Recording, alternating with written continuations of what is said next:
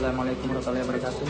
Perkenalkan, nama saya Muhammad Alif Mahmudin dari kelas DP 4401A dengan NIM 16022011. Maksud dan tujuan saya dalam membuat video ini adalah untuk memenuhi tugas mata kuliah budaya Nusantara tentang ragam budaya Nusantara atau Indonesia yang terbentuk melalui proses akulturasi dan asimilasi. Oke, langsung saja kita simak pembahasannya berikut. Kita mulai dari pengertian akulturasi.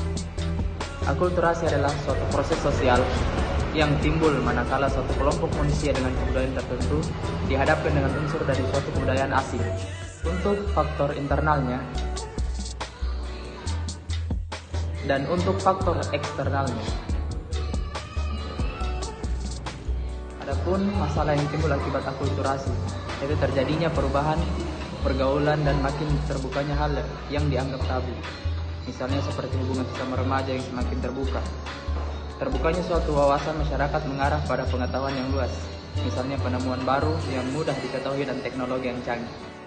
Adapun beberapa contoh dari akulturasi. Oke, kita masuk ke asimilasi.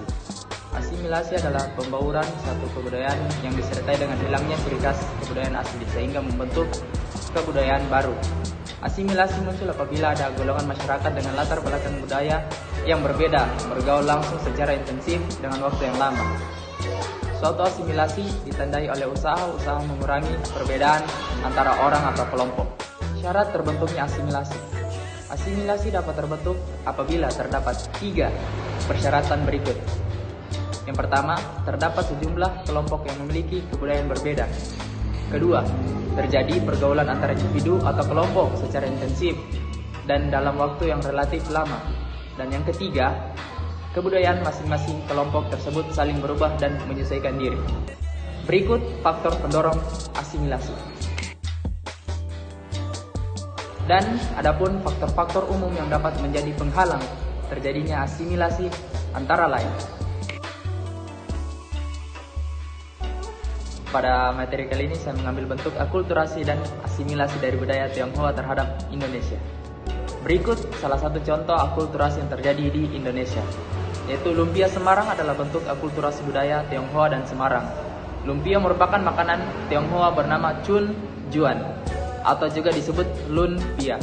Kata ini kemudian diserap oleh kebudayaan setempat menjadi lumpia. Dan berikut juga salah satu contoh asimilasi di Indonesia, yaitu meleburnya kebudayaan Betawi dengan Tiongkok yang menghasilkan kebudayaan baru seperti tari lenong dan tari cokek.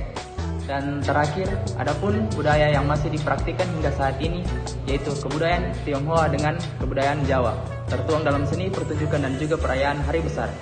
Seni pertunjukan yang dimaksud adalah adanya pertunjukan barongsai dalam kancah internasional dikenal dengan sebutan lion dance atau tarian singa.